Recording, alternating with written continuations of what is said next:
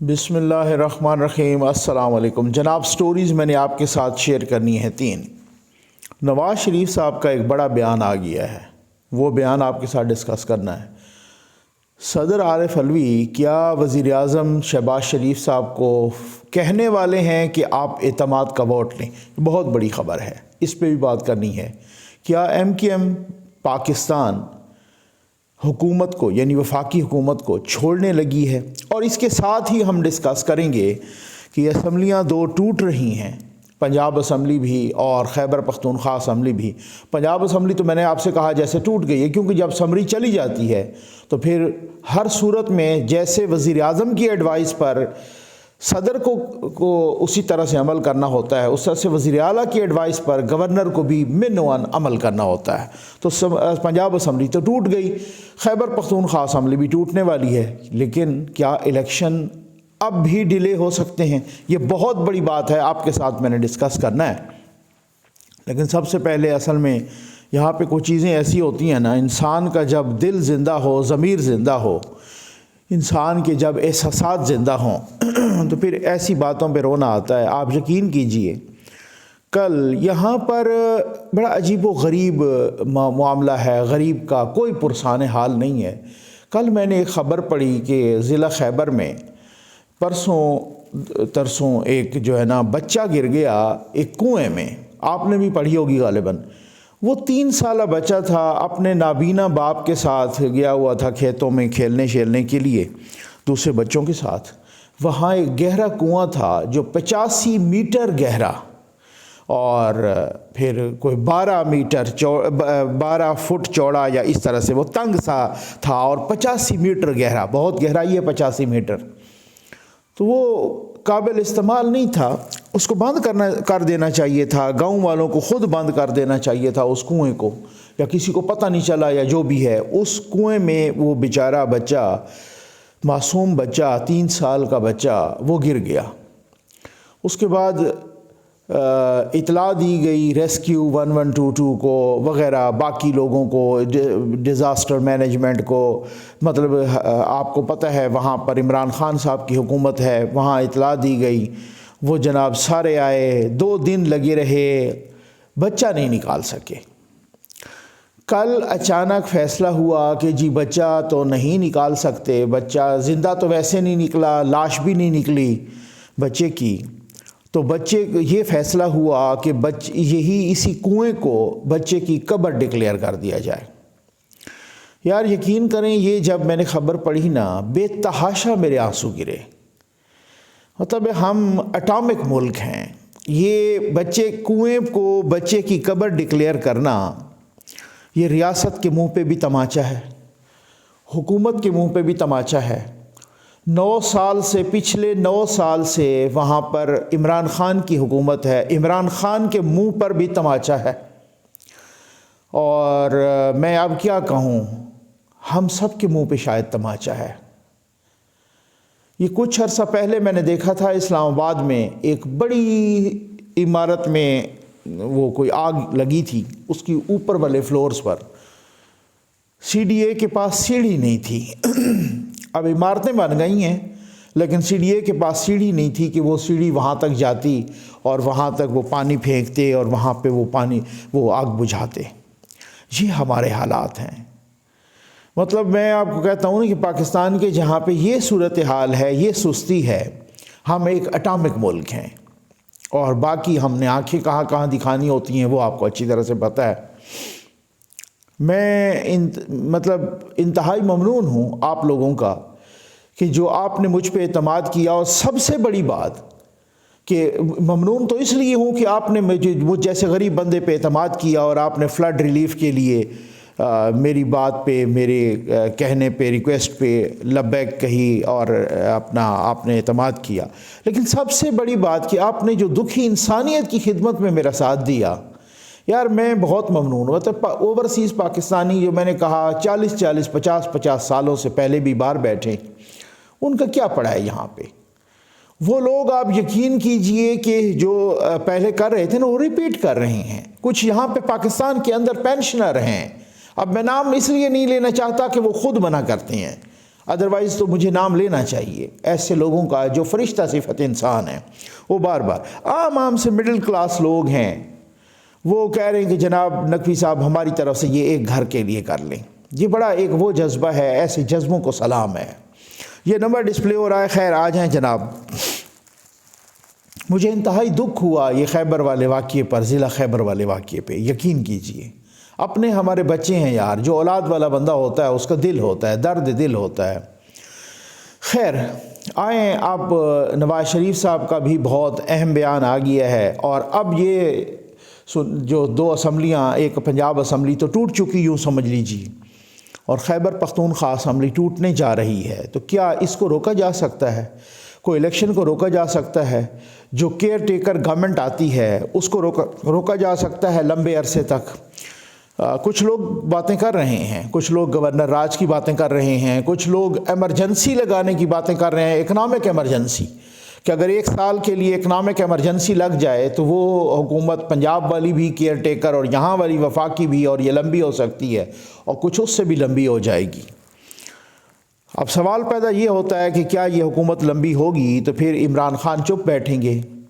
سوال یہ بھی ہوتا ہے کہ کیا یہ حکومت لمبی بھی ہو جائے تو کیا اس حکومت کے اینڈ پر کیا معاشی حالات سارے کے سارے قابو میں آ جائیں گے؟ سوال یہ بھی پیدا ہوتا ہے کہ اگر یہ اس طرح سے کر لیا جائے تو کیا عدالتیں چپ رہیں گی؟ وہ بہت سارے سوالات ہیں نا. سوال اس طرح سے ہے کہ اگر اس طرح سے کر لیا جائے تو جو الیکشن سے کیا یہ بھاگنے کا پلان نہیں ہوگا؟ مطلب بہت ساری باتیں ہیں. نواز شریف صاحب کا اہم بیان آ گیا ہے، اور نواز شریف صاحب کا بیان یہ ہے کہ جناب الیکشن کی طرف بے شک میں تو بالکل تیار ہوں، اور میں تو کہتا ہوں کہ الیکشن کی طرف جانا چاہیے. اگر پی ڈی ایم کی قیادت کو کوئی اعتراض نہیں ہے، پی ڈی ایم کو کوئی اعتراض نہیں ہے تو الیکشن کی طرف جائیں. یعنی یہ اتحادی حکومت ہے، اتحادی حکومت میں ایسی پرابلمز ہوتی ہیں اور ان کو ڈیفینیٹلی اعتراض ہے. وہ نہیں چاہتے پی ڈی ایم کی اب الیکشن ہو، جیسے خان صاحب 8 اپریل سے پہلے نہیں چاہتے تھے، اب یہ نہیں چاہتے. سیاست ممکنات کا کھیل ہوتا ہے، اس میں ٹائمنگ بڑی اہم ہوتی ہے. اب نواز شریف نے میری معلومات کے مطابق جھاڑ پلائی ہے رانا ثناء اللہ کو بھی، اور اسی طرح سے عطاء اللہ تارڑ کو بھی، کچھ اور کو بھی، کیونکہ نواز شریف سے سخت شکوہ کیا ہے جو پنجاب کے ان کے ایم پی ایز ہیں. انہوں نے کہا ہے کہ جناب یہ جو وفاقی وزراء آئے تھے نا یہاں پر، اور مشیران اور معاونین خصوصی، اور آ کے یہاں پنجاب میں انہوں نے بڑی بڑی بھڑکیں ماری تھیں، انہی بھڑکوں نے ہمیں نقصان پہنچایا ہے.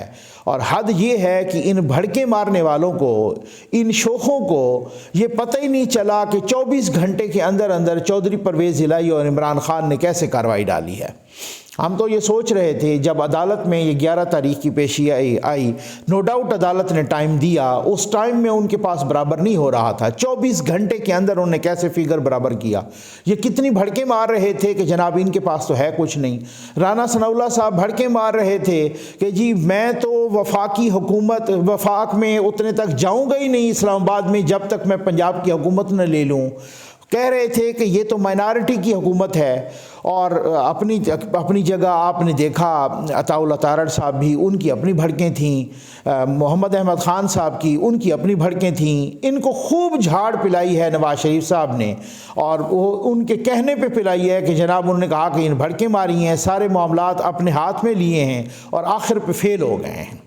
آخر پر ان کو شکست کا سامنا ہوا ہے.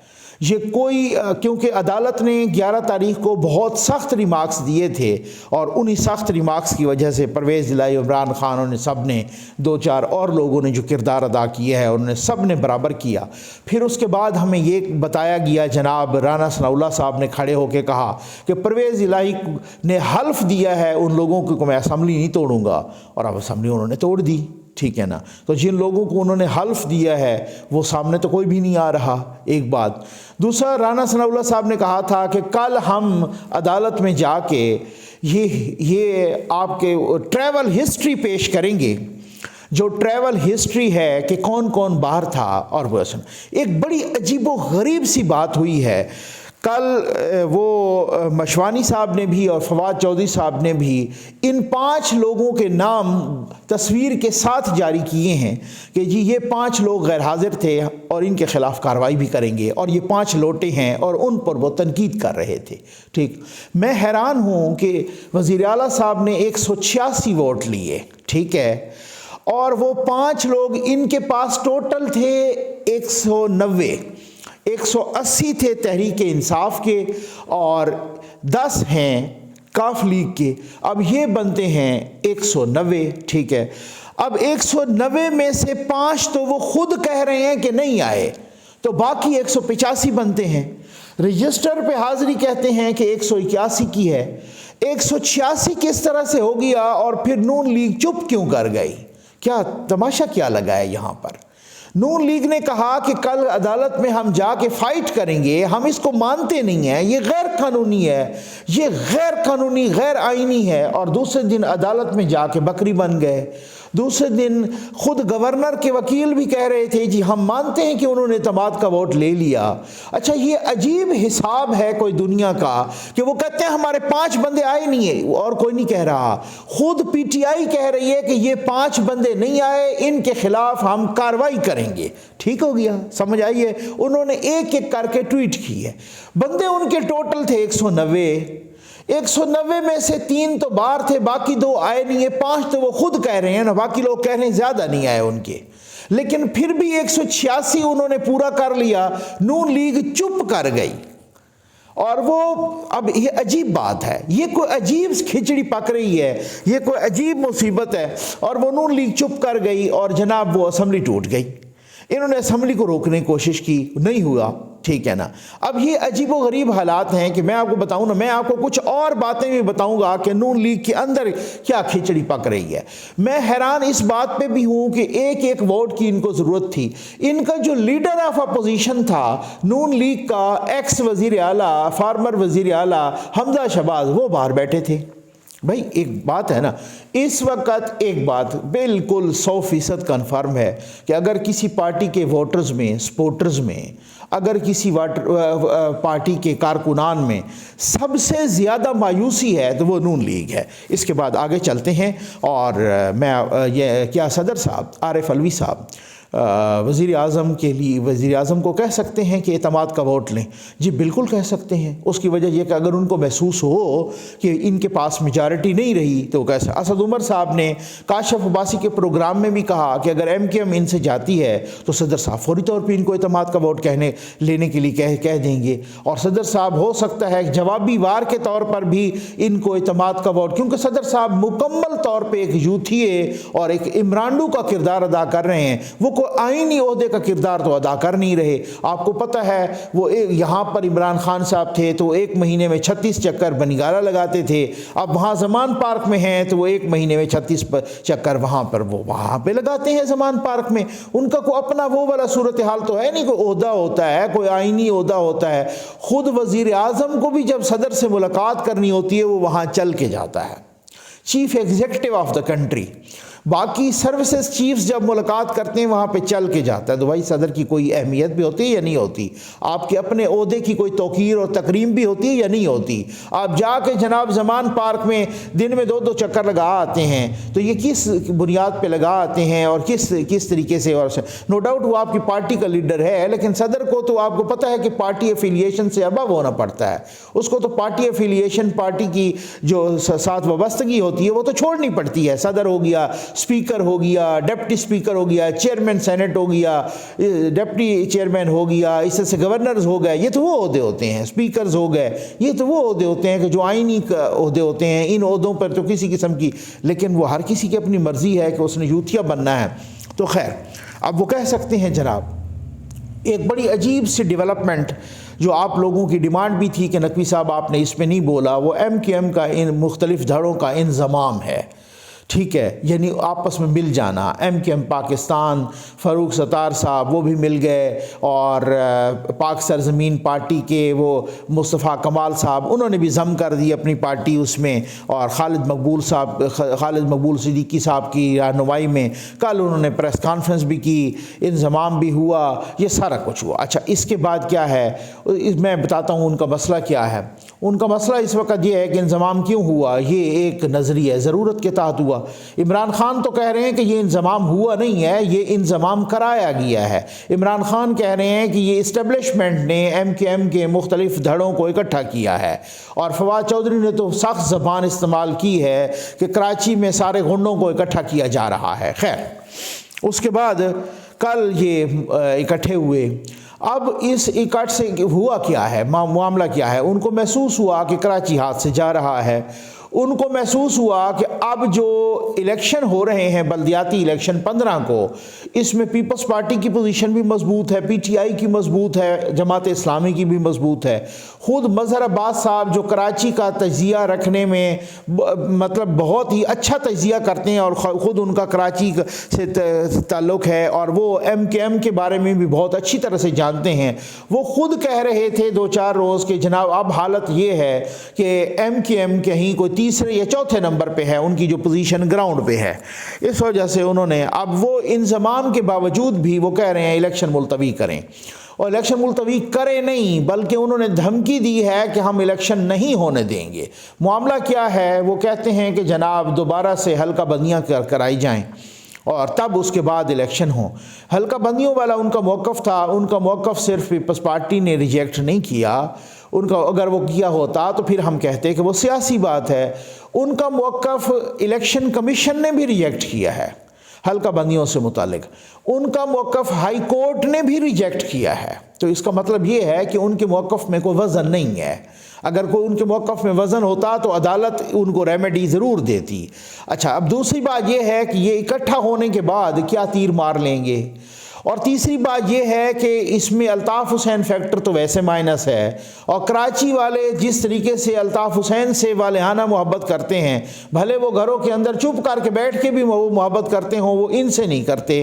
اور ساتھ یہ بھی ہے کہ اگر بالفرض الطاف حسین صاحب نے اس الیکشن کے بھی اور اگلے جنرل الیکشن کے بھی بائیکاٹ کا آرڈر کر دیا اور وہاں سے حکم دے دیا اور بیان دے دیا جس سے وہ پہلے بھی دیتے ہیں، تو کیا پھر اس کے بعد بھی الطاف حسین فیکٹر مائنس ہونے کے باوجود کیا ایم کے ایم کے دھڑے اکٹھے ہوں گے اور یہ کچھ کر پائیں گے؟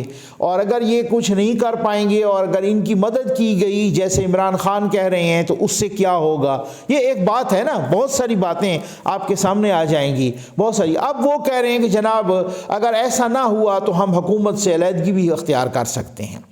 اب حکومت سے اگر انہوں نے علیحدگی کی دھمکی دے کر، اگر حکومت سے انہوں نے علیحدگی کا اس طریقے سے یہ کہہ کر، اور یہ کہ جی اگر الیکشن ملتوی نہیں ہوتا یا دوبارہ حلقہ بندیاں نہیں ہوتی تو یہ ہم علیحدہ ہو گئے، اور اگر وہ علیحدہ ہوتے ہیں تو پھر فوری طور پہ صدر عارف الوی کہہ سکتے ہیں وزیر اعظم سے کہ جی اب آپ بھی اب اعتماد کا ووٹ لیں. اور ایم کے ایم کی کو ایک ان کو بارگیننگ ٹول کے طور پہ یہ کر کے تو اگر وہ الیکشن ملتوی کرایا جاتا ہے، کیونکہ اتحادی حکومت کی اپنی کمزوریاں اور اپنی مجبوریاں ہوتی ہیں بھائی.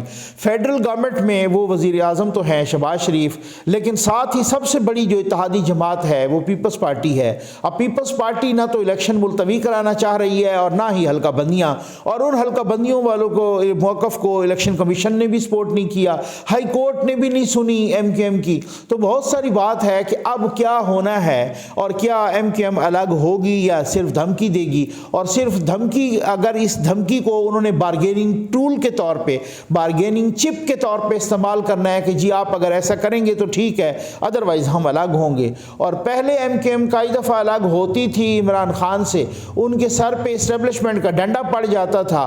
تو اب اسٹیبلشمنٹ کیوں چپ ہے؟ میں حیران اس بات میں ہوں کہ وہی اسٹیبلشمنٹ جو ججوں کے پچھلے دروازے سے گھستی رہی اور نواز شریف کو نااہل کروایا، اس کی بیٹی کو نااہل کروایا، اس کی بیٹی کو قید کروایا، ساری ان کی لیڈرشپ کو قید کروایا، ان کو جیل سے باہر نہیں آنے دیا، الیکشن کو مینیپولیٹ کیا، آر ٹی ایس کو بٹھا دیا، معیشت کا بٹھا بٹھا دیا، سب کچھ تباہ برباد کر کے جب بربادی پھیل گئی، غریب کے پاس کھانے کی روٹی نہیں رہی، کیونکہ آپ دیکھ لیں نا 2017 کی پوزیشن کیا تھی اور 2022 کی پوزیشن کیا تھی، جب کچھ نہیں بچا اس کے بعد اسٹیبلشمنٹ نے کہا لو جی ہم نیوٹرل ہو گئے ہیں۔ اب یہ بڑی ایک عجیب و غریب سی بات تھی، اس پہ اور بھی بہت ساری باتیں کریں گے آپ کے ساتھ اگلی ویڈیو میں، کچھ بہت سی ایکسکلوسیو چیزیں آپ کے ساتھ انشاءاللہ شیئر کروں گا۔ امید ہے آپ کو ویڈیو پسند آئی ہوگی۔ آپ کا بہت بہت شکریہ۔